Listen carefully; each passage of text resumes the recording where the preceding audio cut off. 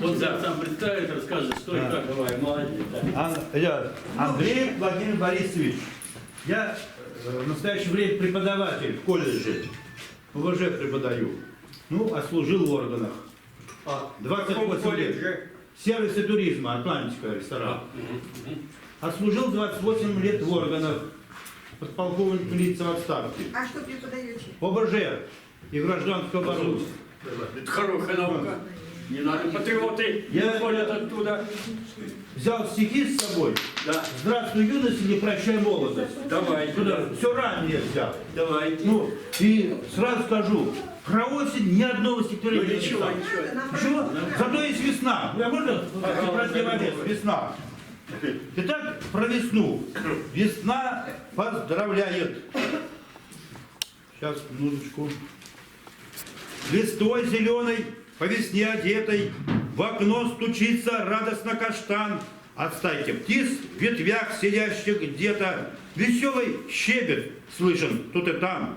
В кругу своих бокалы поднимая, мы пьем сухое красное вино. Весна пришла, она ведь тоже знает, и поздравления шлет через окно. Забудем все проблемы и печали, и выйдем вместе дружно на простор. Призывно в небе чайки закричали, но путь у нас иной к вершинам гор. От добрых слов пусть на душе теплеет, и будет много веры и любви. И в этот день становится светлее, и лучик счастья светится вдали. Молодцы. Про любовь, про любовь. У меня коротенький. Ничего. Сейчас, минуточку. Да. Вчера тебя встретил, от чудо глаза, и взгляд вдруг заметил, и много сказал, что будем мы вместе, что жизнь впереди, прекрасные песни летят из груди, и счастье вверх рвется, и все нипочем, и жизнь вновь забьется прозрачным ключом, и всяких на свете хватает чудес. Где буйствовал ветер, там сказочный лес, была где пустыня, где была где пустыня, сжигающая зной, там светлое имя твое над рекой. Спасибо. Ну еще одно. А что? Могу про опять майскую ночь и про любовь. Все. Еще одно. Еще одну, да? Бог Троицу любит, когда. Так, ясно. Что читать-то? Ну ладно. Читай. Про любовь. Желтые колосья, желтый кудри цвет, и печаль пропала, и заботы нет, но душе теплее от того, что мне довелось с тобою быть наедине. Что-то шепчет в ухо, нам колосья прят, и о чем-то с ветром тихо говорят, а за шумом этой шелестящей ржи раздаются где-то голоса вдали. И кукушка вторит без густой листвы, солнце все сильнее светит с высоты. И не солнце очень жжет мое плечо от того, что рядом дышишь горячо. Велико желание, так бросает дрожь, что вокруг качается от волнения рожь. Я подумал, кстати, что одни лишь мы вертимся в объятии солнечной земли. Бог дает, отдам.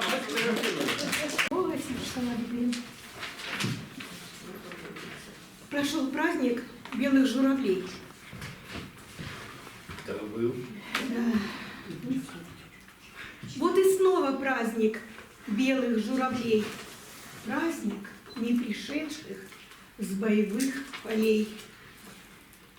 Вспомним жизнь отдавших за свою страну, за друзей и близких, и за тишину. Этот день особый русский чтит народ, и полет в бессмертие славит каждый год.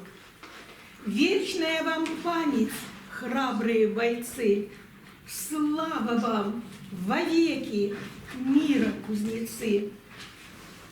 Я горжусь всем сердцем и душою всей, что одним из этих белых журавлей был мой славный предок, мой любимый дед, ставший малой частью Родины побед. Нет в России даты более святой, памяти минуту в тишине постой. Этот день невольно навевает грусть. За живых и мертвых пламенно молюсь. Успокой, Всевышний, чистые сердца. Я в Твою защиту верю до конца. Пусть любовь святая льется в мир людей. Свет пусть воссияет на планете всей. Пусть духовный праздник белых журавлей собирает вечно верный круг друзей. Пусть любовь и дружба всех объединят в честь геройски павших на войне солдат. Спасибо. И вот день комсомола вчера. Комсомол молодежи, правильно? Да. Молодежь. По Рериху. Иногда молодежь обвиняют, что она увлекается спортом, что большого труда не знает, любит жить и легко, и с комфортом, чистоту языка не блюдет и бежит от гуманных предметов, но с желанием на танцы идет. Информатику любит эту, не рисует и не читает, собирать не умеет коллекций и о благе других не мечтает, избегает докладов и лекций. Ну, допустим, что все так и есть, но посмотрим на доводы падших и к прямому ответу за месть призовем поколение старших. Много ли откровения в семье? Притягательна ли обстановка? Или каждый в ней сам по себе утверждается в жизни ловко? Кем указана в вузы дорога? Есть ли в доме возможность сомнений?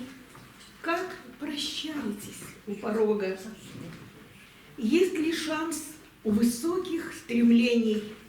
Есть ли в доме и ложь, и пьянка? Есть ли воздух прокурен насквозь? Есть ли вечная перебранка? Есть ли грязь и мозги наавось? Если черное путает с белым, если судите вы не своих, если слово расходится с делом, что хотите от молодых? Потому вместо слов осуждения, ибо сами не без греха, мы посмотрим себе во спасение. Так ли уж молодежь плоха? Строго спросим себя самих, знаем ли молодых, кто трудится, кто проекты творит для других и мечтает, что планы сбудутся, кто согласен за малую плату ждать до осени праздник свой, до копейки свою зарплату, как подарок несет домой. Знаем ли молодых, устремленных к лучшим книгам и обсуждениям, и прекрасной мечтой окрыленных, и согласных с иными мнениями? Знаем ищущих красоту и об ищущих правды, знаем ли и о тех, кто берет высоту? Знаем мы, конечно, знаем. Не судите, друзья молодых, не рубите с плеча, а верьте, что не хуже они других, одной меркой всех не мерьте. Не мешайте им только любить, быть свободными не мешайте. Они смогут как следует жить, они справятся, твердо знайте. Готовьтесь к пению там. Ну, можно не свою песню? Можно, конечно. Давай, спойте. Свою я готовлю к этому. Да. 7-8 января. Да. Давай. Рождество Христово. Спать гармошка не дает городам и селам, по России мы идем музыкой веселой. Ой да, ой да, да, ой да, ой да, ой да, да, ой да. По России мы идем с музыкой веселой. Ой, играй, моя гармонь, планки золотые, как жила бы без тебя матушка Россия. Ой да, ой да, да, ой да, ой да, ой да, да, ой да, как жила бы без тебя матушка Россия. Ты гармошку расспроси, сколько песен спела, скольким людям на Руси сердце обогрела. Ой да, ой да, да, ой да, ой да, ой да, да, ой да, скольким людям на Руси сердце обогрела. Так играй, моя гармонь, чтоб земля гудела, чтобы русская душа на всю Русь запела. Ой да, ой да, да, ой да, ой да, ой да, да, ой да, чтобы русская душа на всю Русь запела. Первое патриотическое будет. Во сне Давай, называется. Во сне я видела сегодня, Литва напала на страну. И стало вроде как тревожно. О рыцарях их помянул. Пойдут войной победоносной, державы спесь ее собьют. Легла я спать, наверное, поздно. Мне сны покоя не дают. Один тревогою прошелся, сюжетом явно был непрост. Он со спокойствием боролся, в мозгах застрял, как в горле кость. К чему бы это наваждение, его запомнить или забыть? Непонимание, сомнение, или вправду так вот может быть? Понятно мне, что сон нелепый, но мысль назойлива. А вдруг Евгедемин в семейном склепе очнется, испытав испуг? Куда вы лезете, ливонцы? Или надоело вам всем жить? Не погасить плевками солнце, умнее все же надо быть. Костей моих вы не тревожьте, быть средь нелепости к чему? Подставьте головы под дождик, пусть смоет глупости чуму. Довольно странный сон сегодня, понять получится или нет. Душе немножечко тревожно, когда с бедой играет свет. Ну еще одна. Нет, два. Ну давайте, Два. давай. Все по трем, не два. Да. Зеркала. Мутнеют зеркала с годами. Мы в них теряем облик свой. Былое не спасти словами и чувства странной игрой. Все, что приходит, уходящее, и миг нельзя остановить. Цепляло что-то в настоящем, им заставляло дорожить. Года любви за зеркалами, как сигаретный, тают дым. Судьба решается не нами, не так, как мы того хотим. За непонятным силуэтом не разглядеть былой красы, она осталась лишь в портретах, как капли утренней росы. Мутнеет зеркало, печально его картины наблюдать. Оно бывало гениально, теперь все чаще стало лгать. Порою облик предлагает чужой зачем-то лицезреть. Души в нем нет, не понимает, чем можно женщину согреть. Разбито зеркало в осколки, а с ним разбита жизнь моя. Не стану складывать на полки остатки дум и бытия. Что еще одна? Про осень. Осень. О, вот. Не про осень, осень жизни. О, давай. Да. Откуда берется, называется. У бабушки странной найдется талант, да порой не один. Откуда все это берется? Ведь белые виски от седин. Головушка Коля седая, спокойно, чего ей не жить? О юности вновь вспоминает, как в юности хочет чудить. Стихи о любви откровенной берутся откуда-то вновь. Я в песнях о ней откровенно, иначе какая ж любовь. И в каждой строке о природе такое же чувство сквозит. А сколько стихов о свободе куда-то, как прежде, манит. За мыслью едва поспевая, о многом желаю сказать. Коль чувства душою играют, и волюшку надо давать. Ведь лени судьба не прощает и юным, и тем, кто уж сед. Лишь тот, кто о многом мечтает, оставит заманчивый след. Мечта непременно свершится. Я верю и к цели иду. Бессонная ночь, коль случится, в ней новую песню найду. Спасибо. Давайте. Спасибо. Осень. Она немножечко похожа по содержанию на стихотворение моего коллеги. Куда это он ушел? Он больной. Доктор болеет. Вы тоже доктор. Небо хмурое, дождливое. Я такое не люблю. Настроение паршивое, приближается к нулю. Солнце спряталось игривое, земля оделась в серый цвет.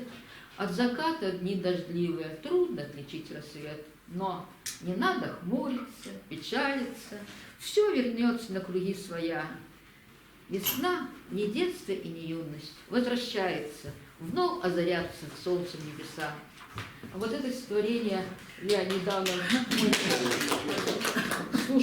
смотрела передачу, но конец по РЕН-ТВ, там было о Талькове. Я его не читала. Давайте вспомним этих талантливых людей. А ведь виновник не наказан. Неизвестен. Да. Мы вчера его встречали, любимца публики, коллег, а сегодня вдруг узнали. Он убит, его уж нет. Умный, стройный и красивый, всегда с улыбкой на лице, обаятельный и сильный, шоу-мастер и творец. Мы судьбу не выбираем, она как пес сторожевой. Живем, работаем, не знаем, что мы на финишной прямой.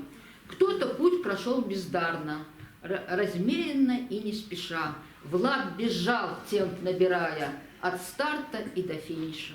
Взгляд его был интересный, поле было в чудесах, тему ждали с нетерпением. Теперь он там, на небесах. В расцвете сил, в дружбе с делом, улетел он в мир иной, не доиграл и не доделал, ушел на вечный он покой. Царство небесное.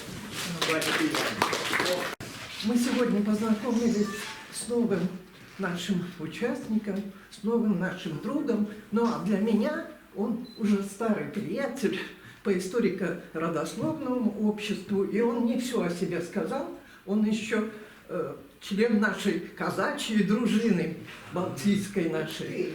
Вот. И мы с ним объездили много городов и посетили много мемориалов нашей области, и участников Первой мировой войны, и участников Великой Отечественной войны. Так что мы с ним хорошо знакомы. Я думаю, что он будет нашим постоянным членом. А мне еще довелось участвовать в этом году вот, в других поездках, в Гумилевской осени, в частности, в Краснознаменском районе, там, где Гумилев принимал участие в боевых действиях в Первой мировой войне. Посетила я, наконец, Советск после 50 лет разлуки с городом. Вот. Была еще в Полевске и в Чистых прудах. Тоже большие поездки были, знаменательные такие. Я еще посещаю мемориалы там, где я бываю, потому что у нас, к сожалению, вспоминают о погибших, благодаря которым мы здесь находимся, и благодаря которым, возможно, мы живем вообще на этой земле. Вспоминаем только 9 мая, а другие дни как-то забываем. Близится день поминовения Дмитриевская родительская суббота, поэтому тоже вот такой день, когда надо вспомнить о тех, кто за нас отдал свою жизнь. Но хочу сказать, прочитать стихи не об этом, а как и все об осени. Такое небольшое стихотворение, зарисовка своя. Светлая, ясная осень, как я люблю тебя. Люба твои мне уборы, люба твоя мне краса. Кленов багряные листья, лип золотая листва, дикого винограда, длинных побегах медь, розы ветвичства из сада, к нам цветущую плеть. У высоченного дуба всполохи, как у костра, клин журавлиный в небе, вдали зовущий меня, и ожидание ночи, тихую грусть покрова, и даже порывы ветра, и слезинки дождя. Только вот дни все короче, ты не покинешь меня.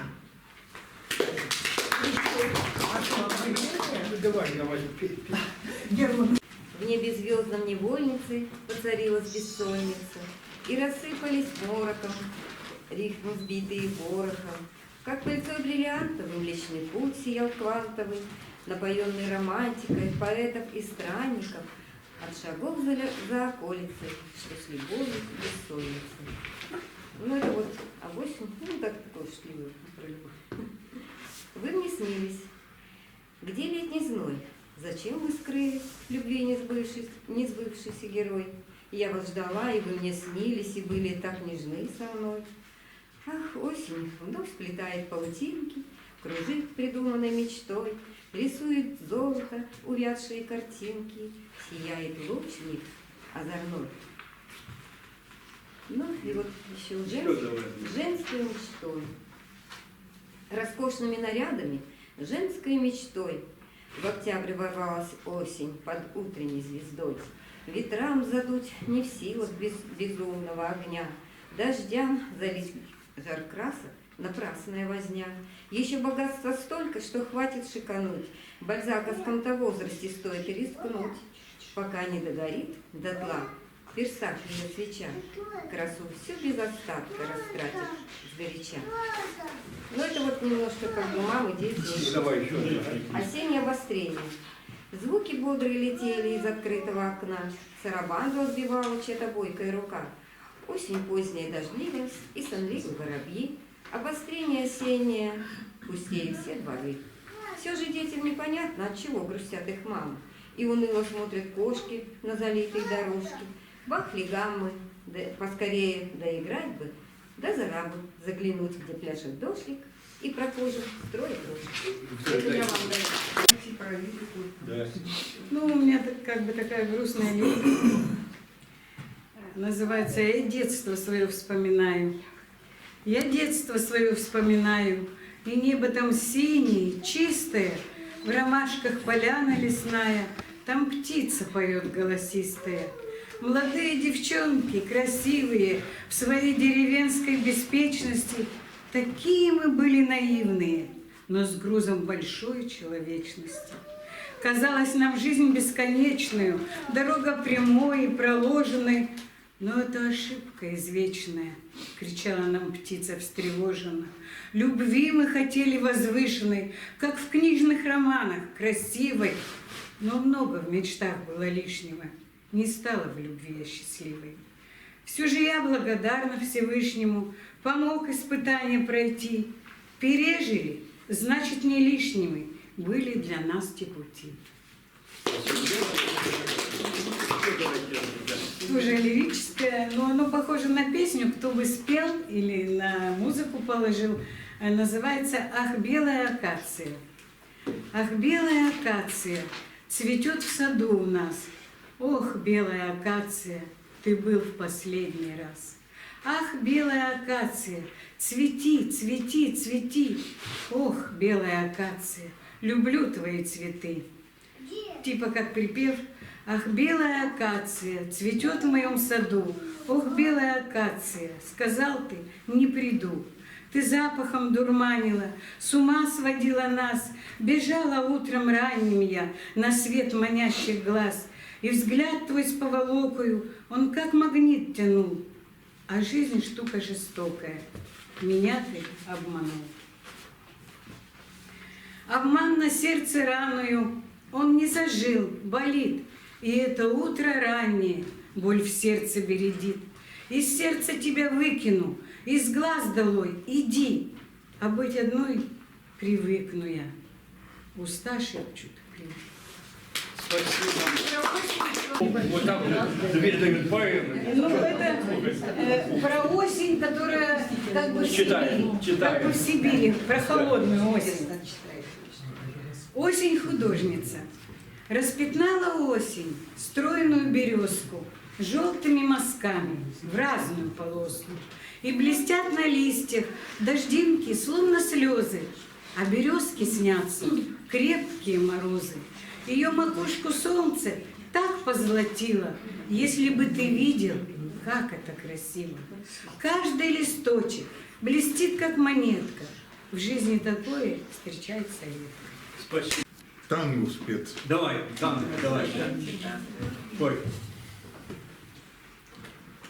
Adiós muchachos, compañeros de mi vida, barra querida, de aquellos tiempos, me toca a mí hoy emprender la retirada.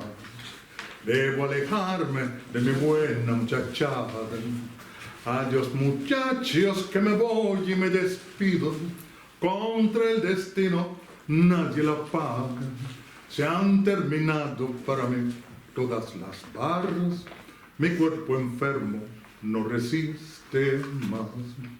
Acuden a mi mente recuerdos de otros tiempos, de los bellos momentos que antaño disfruté cerquita de mi madre santa y viejita y de mi noviecita que tanto idolatré.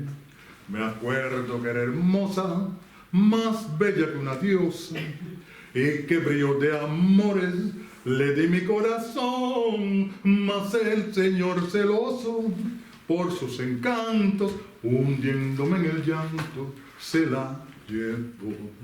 Adiós muchachos, que me voy y me despido, contra el destino nadie la paga. Se han terminado para mí todas las barras, mi cuerpo enfermo no resiste más. Dios es la ley suprema, no hay quien se le resista. Ya estoy acostumbrado a respetar su ley, pues mi vida deshizo con sus mandatos al llevarse a mi madre y a mi novia también. Dos lágrimas sinceras derramo en la partida por la barra querida que nunca me olvidó, y al darle a mis amigos mi adiós postrero, les doy con toda mi alma mi bendición. Adiós muchachos, que me voy y me despido, contra el destino nadie la paga. Se han terminado para mí todas las barras, mi cuerpo enfermo no resiste más. Спасибо.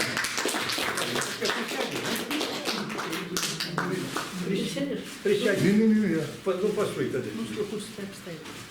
Ну, а я, конечно, на своем языке расскажу,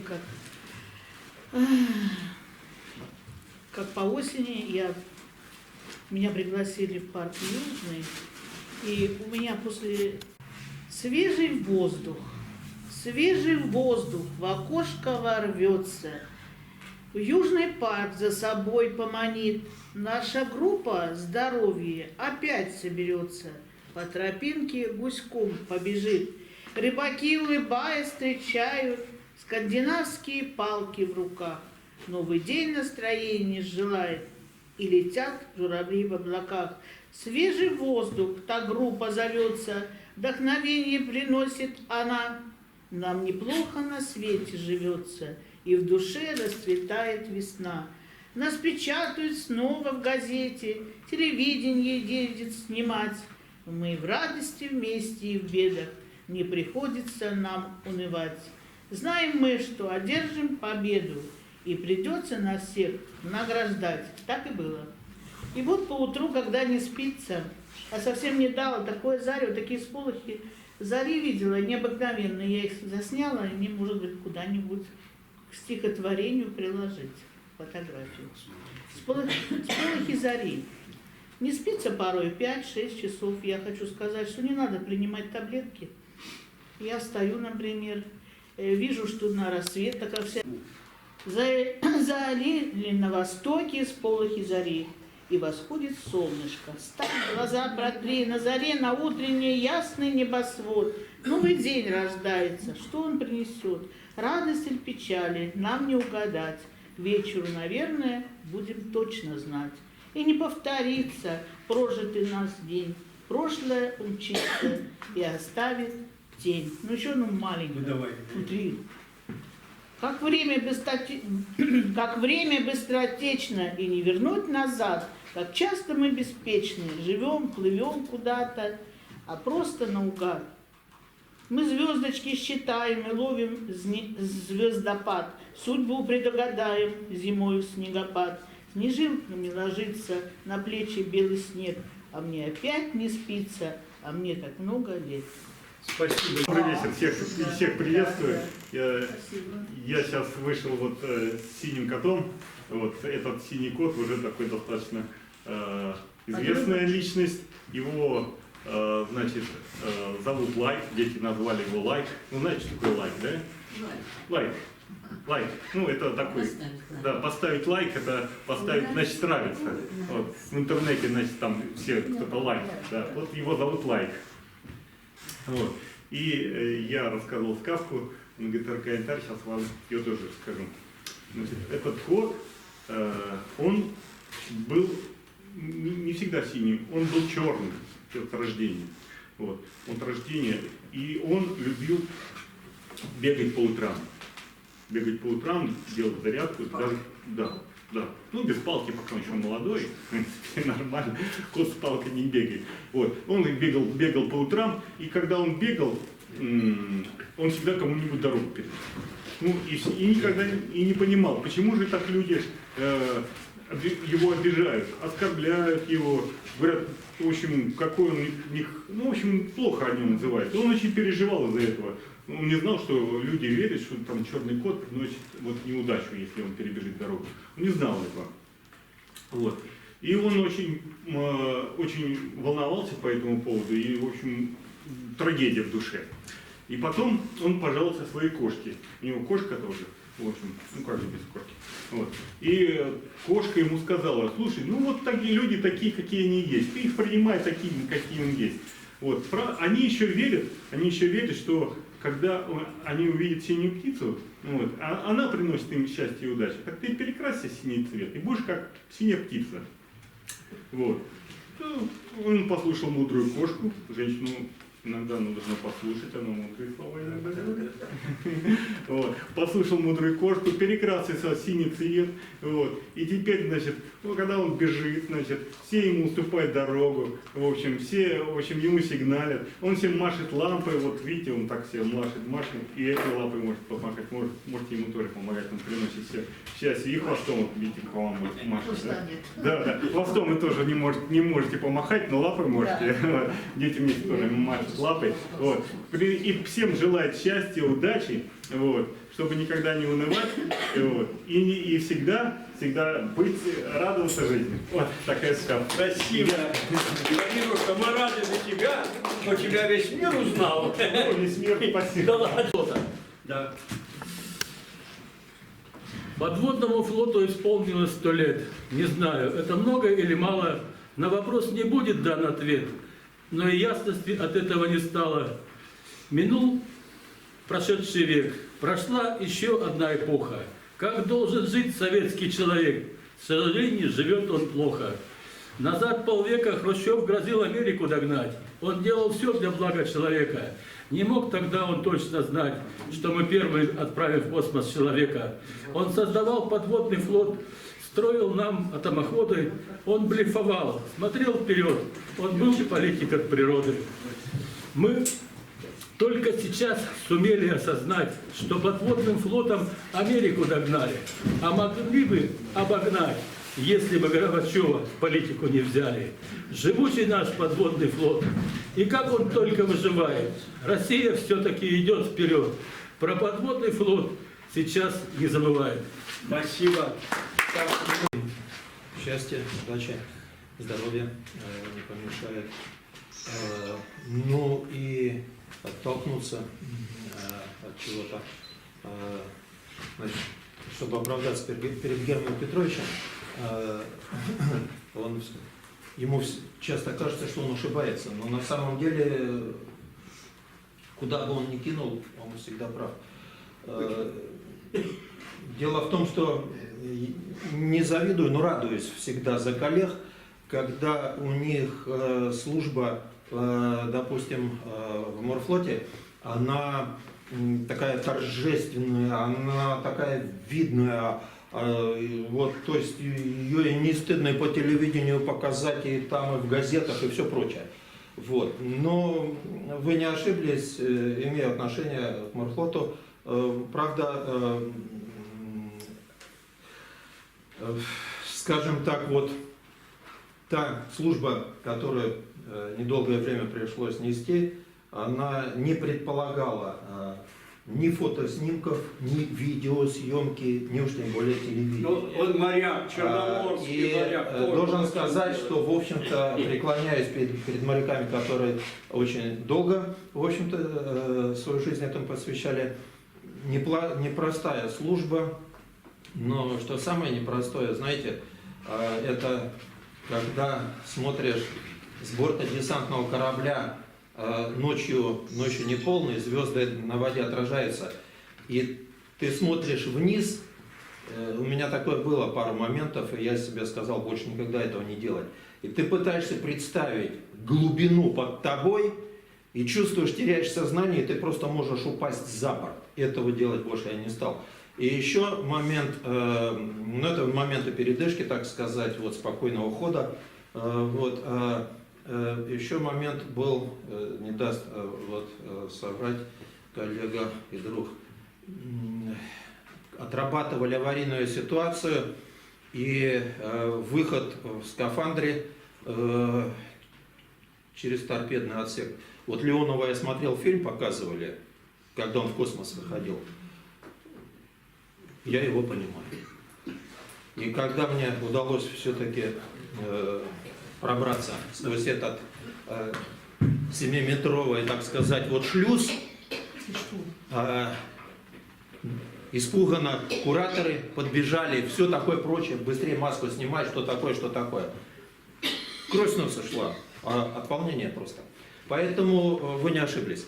Ну и еще точка отправления. Здесь вот прозвучало: ты меня обманул, да?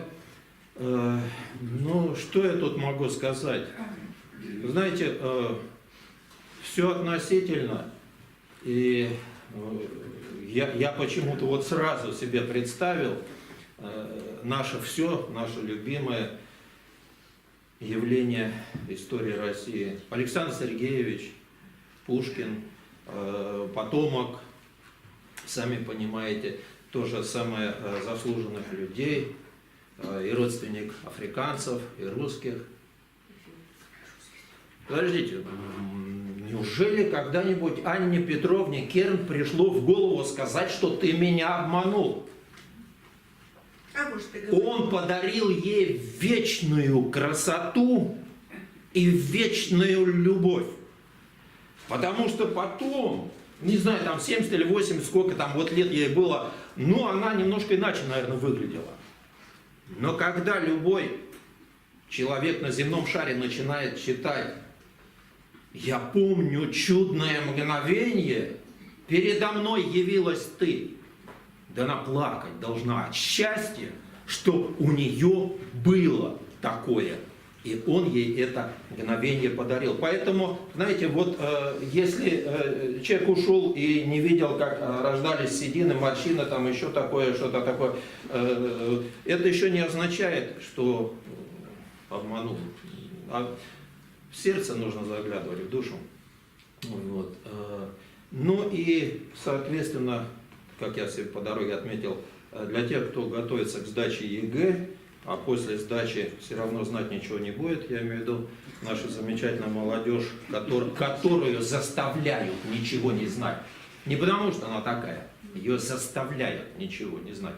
И, к слову, кстати, опять-таки, с вашего позволения, вот, а в чем ваша самостийность, что вы там вот в этом русский носитесь, вот, мол, вообще вот, общечеловеки, они все вот одинаковые. Ну, как вам сказать, если судить по бачку унитазному, то, конечно, там все одинаковые, наверное. Но даже наши богатые русские, скажем так, дореволюционные купцы, они говорили так, что самое главное в нашей жизни – это прибыль. Но честь важнее прибыли. Нигде на земном шаре такого не было. Ни в Японии, ни в Англии, ни уж тем более потом вот у косов, америкосов. Вот. Для них как была прибыль важной, она остается, и этому сейчас пытаются приучить нас, что для вас ничего другого, ничего важнее быть не может. Вот срубил себе бабло, и ты, счастливый человек, а вообще жил не зря. Ну, значит, тогда мы уже плюем в лицо тем купцам, нашим наиболее, в том числе достойным, может быть, которые заявляют несколько иное. Итак, значит, готовившиеся к ЕГЭ, ну, передадите, надеюсь. Тема, я по теме. Лирика. Род литературного произведения, преимущественно поэтического, выражающий личные настроения и переживания поэта. В лирике находят свое воплощение самые глубокие и задушевные переживания поэта, как личности, осознавшие себя и свое отношение к обществу и миру в целом. Решающую роль здесь играет глубина поэтического мировоззрения, без которого невозможно создание значительных лирических произведений. Лирику можно условно подразделить на 4 основные тематические категории: философскую, гражданскую, пейзажную и любовную лирику. В последнее время как-то вот все считают, что именно про любовь это лирика. Вообще-то, если поэт неравнодушный, то о чем бы он ни писал, это и будет лирика. С вашего позволения я начну. Естественно, у нас ограничения, я помню ее, да. Вот. Лирика любовная. Концовки здесь не посчитал нужным рифмовать, но это стихотворение Туверлиева.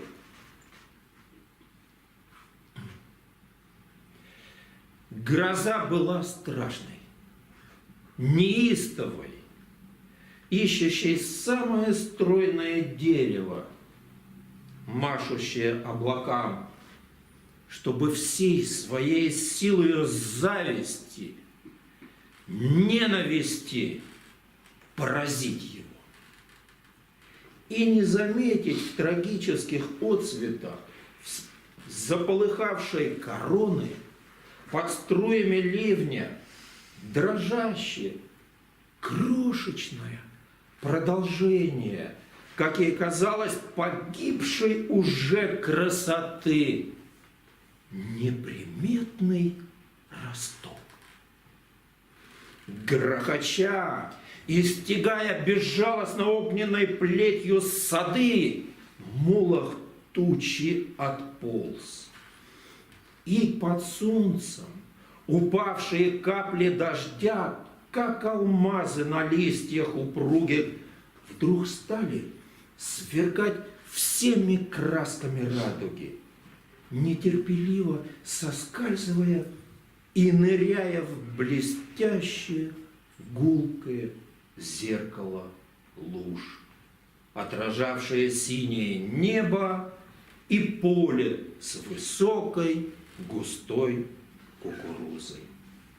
И птицы, забыв про испуг, снова пели про жизнь и любовь к этой жизни. Смеясь, детвора босиком побежала по влажной траве и согревшимся лужам. И не разобрать, кто был звонче, поющие птицы вокруг или пьяные радостью мы.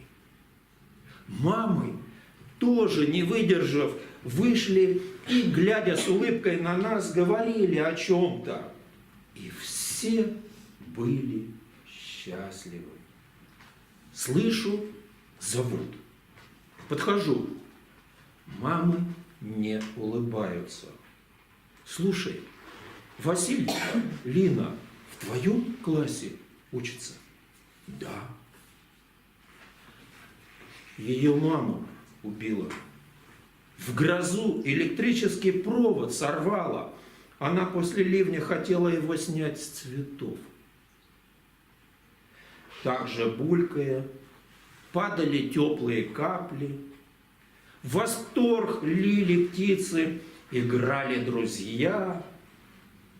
Но в кольнувшей груди я почувствовал, мне уже так не смеяться.